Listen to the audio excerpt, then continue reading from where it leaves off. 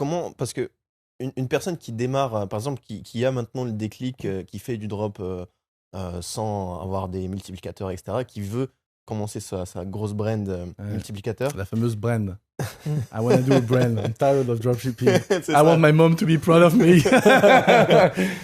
Mais justement, au début, quand il commence, à quel moment tu sais quand prendre ton A-player? Parce que le A-player, il vient Mm. quand même quand il voit le potentiel, peut-être qu'il voit aussi que ça commence bien à chiffrer. À quel moment tu sais que tu vas attirer le A-player? Parce que là, tu l'as attiré du fait que tu as, ce que tu as dit, tu as attendu, tu Mm. as mis pas mal en cash pour la production. Ouais. Mais admettons une personne qui aurait pas mis autant en production, une personne qui est un peu au début, mais qui veut quand même des bons euh, A-player. Mm, mm, mm. C'est quoi un peu tes... C'est vraiment une question très complexe qui demande plein de nuances, Ouais. mais qui est évidemment fondamentale.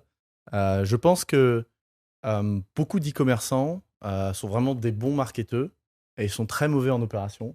Ouais. Et moi, vraiment, je me définis comme un type à l'ancienne. C'est-à-dire que, tu vois, j'ai lu des. Moi, j'ai arrêté après le bac, donc j'ai pas eu d'études spécifiquement financières. Je me suis beaucoup intéressé. Et en fait, c'est vrai que moi, quand je démarre une boîte, je veux un modèle prédictible que je comprends. Donc, c'est-à-dire, je dis prendre n'importe quoi, je vais vendre, je sais pas, donc un pchit, je disais du détergent tout à l'heure, je sais pas, un truc, imaginons j'ai un produit magique pour nettoyer les vitres, ok, et voilà, tu peux nettoyer toutes tes vitres, etc. Donc, c'est un produit qui est nécessaire, tout le monde doit nettoyer ses vitres, tous les mois, disons 2 mois, les gens doivent racheter, et 90% des foyers français doivent acheter. Ok, donc là, j'ai une métrique, j'ai un product market fit, je vois qu'en ad ça performe, etc. À partir de ce moment, qu'est-ce qu'on fait? Ok. Bon, bah alors là, il me faut toutes les unités économiques. Et je vais venir au recrutement après. Mais en fait, le bien sûr. fondamentaux, c'est ça, quoi. C'est-à-dire, ok, donc il me faut tous les chiffres. Donc alors, où est-ce que je peux produire ça? Ok, je le produis en Chine. D'accord. Quel est le poids? Ok, c'est lourd parce qu'il y a du produit, etc. D'accord. Donc je dois le faire une warehouse. Donc, je dois le faire venir. Je vais le faire venir en conteneur.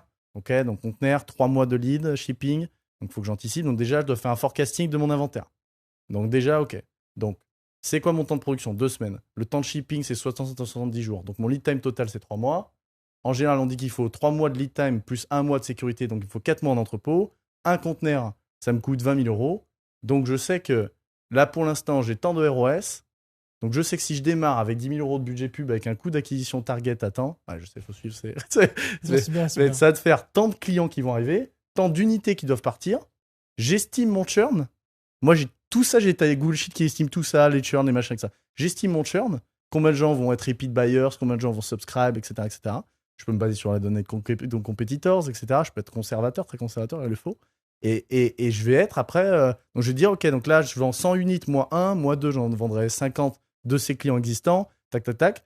Et donc, comme ça, je vais pouvoir forecast mon volume de vente en fonction de mon budget pub, parce que j'aurais défini un coût d'acquisition que j'ai déjà obtenu grâce à mes coûts ads et mes tests que j'ai fait avant. Donc là, du coup, je sais que si je dois vendre, je sais pas, mettons 1000 unités dans 3 mois, enfin, quand je lance dans 4 mois, du coup, parce qu'il me faut au moins 3 mois pour avoir les premières unités. Bon, ben voilà, je dois anticiper qu'un conteneur, si je veux à chaque fois 4 mois d'avance de stock, ben voilà, il faut que je le commande à tel moment-là. En fait, tout ça, il faut le planifier. Donc, ok, donc déjà, je vais forecaster tout mon besoin d'inventaire. Après, comme j'ai fait tout ce besoin-là d'inventaire, je vais faire preuve un peu de courage et je vais essayer de me dire, ok, comment j'anticipe le CA que je vais pouvoir faire. Donc là, mois 1, je mets 50K en ad.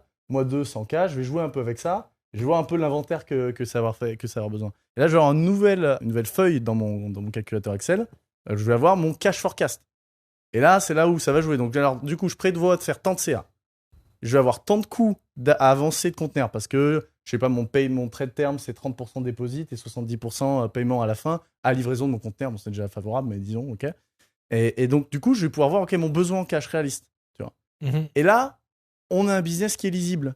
C'est-à-dire qu'on a une boîte où on sait qu'on spend tant, la target EBITDA c'est tant, je vais faire tant de cash, tant de machin, etc. Et là, on sait quand est-ce qu'on peut anticiper voilà, les différents recrutements. Parce que du coup, je sais que là, mois 4, je suis censé spend 100K en ad. 100K en ad dans cette niche-là. Alors là, il faut prendre des paris, hein, c'est évidemment ça. Je dis qu'à ce moment-là, donc en termes de créa, je vais devoir put-out au moins, je sais pas, 2-3 net new concepts par mois. Par semaine, pardon. Donc peut-être Là, je me dis. 10 Ouais. oui, pardon. Ouais. 10-12 créa en itération, ok. À ce moment-là, ça serait bien que j'ai un créatif stratégiste. Un cycle de recrutement, en général, ça prend 3 mois. Et ce gars-là, il va me coûter apparemment 5000 balles. Est-ce que dans mon PNL, du coup, ma prévision de cash, à partir de ce moment-là, je peux mettre 5000 balles? Oui, non. Sinon, mon modèle est fucked up. Je change de projet, je change de stratégie, je change de machin. Si j'ai bien fait mon travail, oui. Donc là, je rajoute dans mon cash forecast qu'à partir de ce moment-là, je dois mettre 5000. Et donc la réponse, c'est 3 mois avant, je dois démarrer le recrutement. Voilà.